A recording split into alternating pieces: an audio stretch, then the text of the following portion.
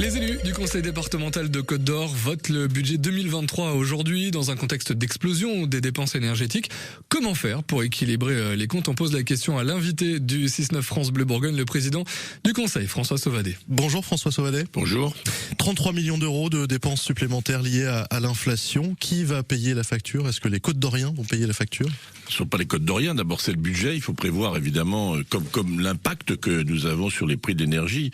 Pour faire simple, nous sommes passés en coût d'énergie pour l'année prochaine de 4,5 millions à 11 millions d'euros pour chauffer nos collèges, pour chauffer nos bâtiments, nos centres routiers qui sont présents sur tout le territoire, nos centres d'accueil des personnes qui travaillent au contact des plus précaires. Donc, et vous voilà, n'avez plus de levier fiscal direct pour... Voilà, on a déjà connu des difficultés, des périodes où c'était très tendu, comme par exemple la crise financière de 2008-2009. À l'époque, on avait le foncier bâti.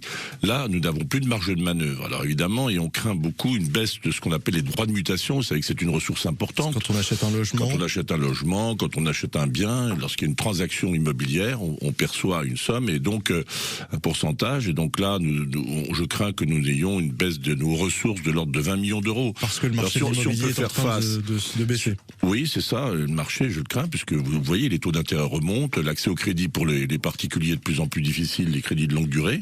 Donc je crains un impact, une baisse de 20% de nos ressources. Alors si on a pu faire face, c'est simple, c'est parce que nous sommes désendettés.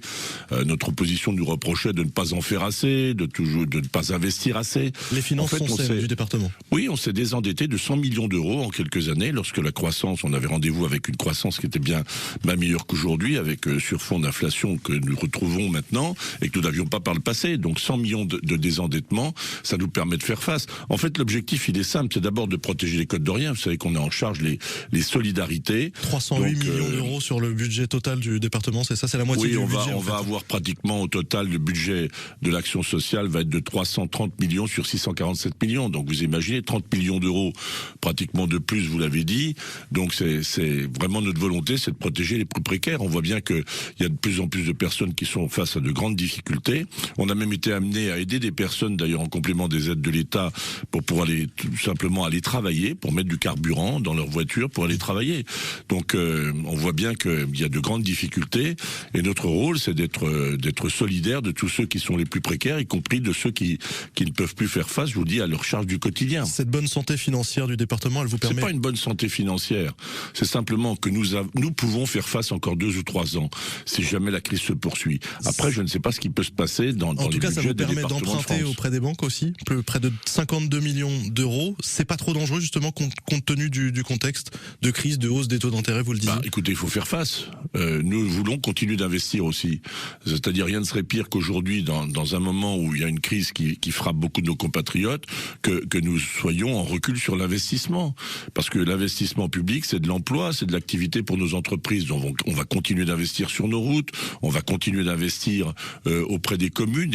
Et vous le savez, j'ai lancé un plan Marshall pour aider les plus petites d'entre elles à pouvoir continuer d'entretenir leur patrimoine, de faire face à leurs investissements, de continuer d'équiper. Je crois qu'il faut pas relâcher nos efforts pour apporter des réponses de service aussi à nos compatriotes au quotidien. À 8h19, le président du conseil départemental de la Côte d'Or, François Sauvadet, est l'invité de France Bleu et France 3 ce matin. Ensemble, on parle budget pour 2023. Protéger les Côtes-d'Oriens d'un côté, investir de l'autre, vous venez de le dire, 110 millions d'euros l'année prochaine. Les routes, c'est le chantier principal pour 2023? C'est pas le chantier principal. Le principal, c'est d'abord de terminer l'équipement en très haut débit, l'installation de la fibre dans tout le département.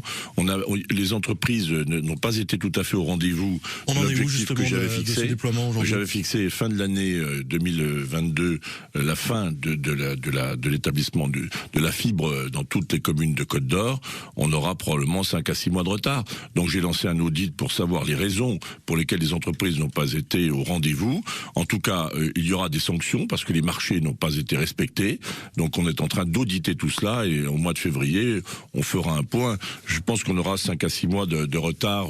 Mais en même temps, sans surcoût pour le département en l'occurrence? Sans surcoût, enfin voilà, on a un investissement de 136 millions d'euros et il nous reste encore une trentaine de millions d'euros à régler par rapport à la fin de ce programme. Donc c'est l'essentiel. Après ça, effectivement, vous l'avez dit, il y a les routes et puis il y a l'aide que nous apportons aux communes.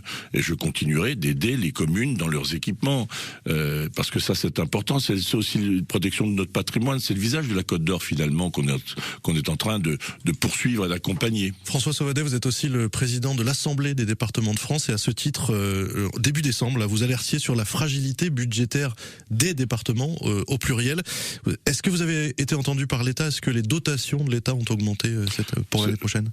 On a renoué un dialogue avec le gouvernement.